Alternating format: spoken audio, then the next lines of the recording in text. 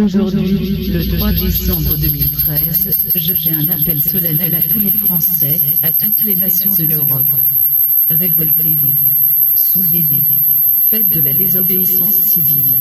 J'appelle la Grande Muette, les services secrets ainsi que la police à agir et à procéder à une enquête sur les agissements des politiques, des médias, qui ne travaillent pas pour l'intérêt de la France et sa souveraineté. Agir, oui, mais surtout pas contre le peuple qui est déjà tant mal représenté et très maltraité. Car le chaos social qui le ronde devient de plus en plus perceptible, malgré que les médias les censurent. Arrêtez les lobbies qui polluent notre système économique et social, et de l'obligation vaccinale. Sortez-nous de l'ingérence de l'Europe, du FMI, de la BCE, des banquiers qui se battent contre la souveraineté de chaque pays. Cela ressemble à une prière, ne voyez-vous pas? Il faut créer une nouvelle république, avec un nouveau système représentatif du peuple, ce que l'on appelle la véritable démocratie.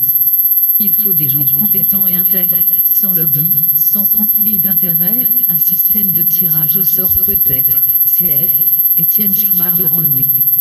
Il faut des intellectuels, des sages qui se réunissent pour formater une nouvelle constitution.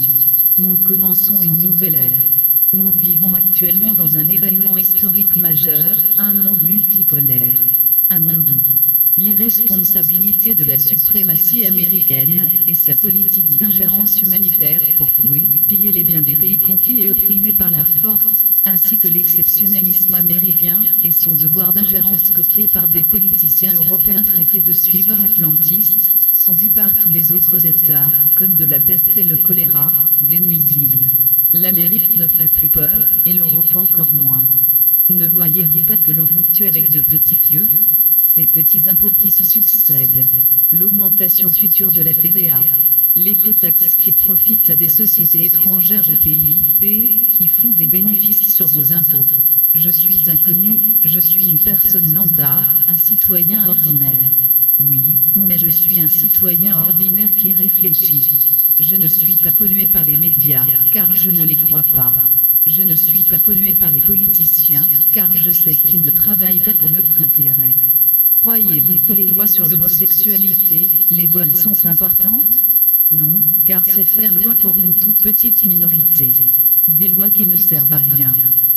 Si, elles servent d'écran de fumée contre la réalité. A-t-on jamais fait de loi sur une kippa, ou une montre à 50 000 €, ou encore pour celui qui a un doigt amputé? Les lobbyés, les l'auditionnistes comme la LICRA, le CRIF, ces petites minorités, nous polluent surtout nos médias par leurs agents. Et imposent la notion d'aimer Israël, la décadence, film, publicité gay, filles toujours sexy, presque nues, comme une morale. Tout en tuant le plus important et le plus petit, le plus primitif noyau social, le cercle familial. Je suis français, mais je n'ai pas voté pour des politiciens qui représentent plus les intérêts d'Israël que celles de la France. D'ailleurs, je ne vote plus. Je suis contre le vote orienté vers le bipartisme. Je ne suis pas israélien, je suis français, nous sommes en France et nos dirigeants doivent s'en soucier. Je ne vois pas pourquoi nos représentants vont à la cérémonie du dîner annuel du CRIF et recevoir des ordres.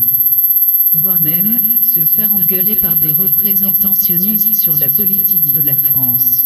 Renseignez-vous sur Théodore Herzl, le créateur du sionisme. Les sionistes sont plus des nazillons que de vrais juifs, oui, les sionistes sont aussi des chrétiens. Je ne suis pas antisémite ni même nationaliste. Je suis juste un citoyen ordinaire informé. D'ailleurs, il est curieux que le mot sémite soit dans un tel amalgame de bêtises intellectuelles. Ceci est dû aux crétins éditorialistes ou encore agents des masses médias, qui ne font que des amalgames, avec une volonté féroce de faire de la désinformation et d'orienter les débats, pour décrédibiliser ou au contraire encenser des individus.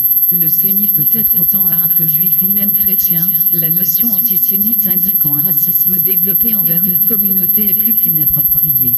La déviation du sens des mots est l'apanage de ceux qui monopolisent le petit écran ainsi que des journalistes, éditorialistes, et pseudo-spécialistes voire pseudo-intellectuels, ou même s'autoproclamant intellectuels, philosophes. Les politiciens comme les médias vous mentent. Les politiciens, qu'ils soient de droite ou de gauche en France, où ce modèle de bipartisme est commun à tous les pays, vous spolie en faveur des banquiers privés. Ce sont, pour la plupart des nervis, au service de leur maître. L'Europe n'est pas constitutionnellement un pays, cette Europe ne vous représente pas, ni sa monnaie d'ailleurs. Les banquiers privés ont dérégulé l'économie de marché, ils vous ont imposé l'euro. Vous avez souffert. Vous avez accepté sans rechigner, même en dépit du fait que 3 pays aient dit non. Pour une dictature, c'en est une vraie. Il est peut-être le temps, maintenant, de se réveiller. Vous vous êtes fait voler par vos représentants en 1973 qui, au lieu de servir l'État, la France, donc, vos politiciens ont substitué la notion même de votre souveraineté en interdisant à l'État la création monétaire. Votre système économique a été sabordé par vos représentants au profit des banquiers privés. La loi du 3 janvier 1973 Georges Pompidou et le gouvernement de Valéry Giscard d'Estaing sont responsables de ce vol. Ce même Giscard a ensuite prolongé cette loi sur l'article 123 du traité de Lisbonne, mais aussi sur l'article 104 du traité de Maastricht. L'Europe entière s'est fait avoir. C'est clairement de la haute trahison. Vous êtes devenus des esclaves inconscients de l'économie moderne, vos chaînes de servitude sont bien connues, impôts, travail, télévision, consommation, foot et mode dérisoire. Vous ne pensez déjà plus. Le grand danger ce sont les banques centrales qui n'ont rien de public. La BCE, comme la Fed, ne sont pas des institutions publiques.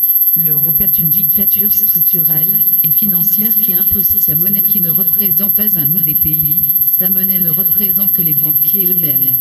La Commission européenne, dont les membres ne sont pas élus par les peuples, a les 3 pouvoirs en main, ces 3 pouvoirs que la Révolution française a divisés en 3 parties pour éviter justement les dictatures. Et ne vous énervez pas sur le vote des députés européens, ils sont dénués de pouvoir, accepter ou non un budget proposé par la Commission, tiens encore elle, est-ce là le pouvoir du peuple ?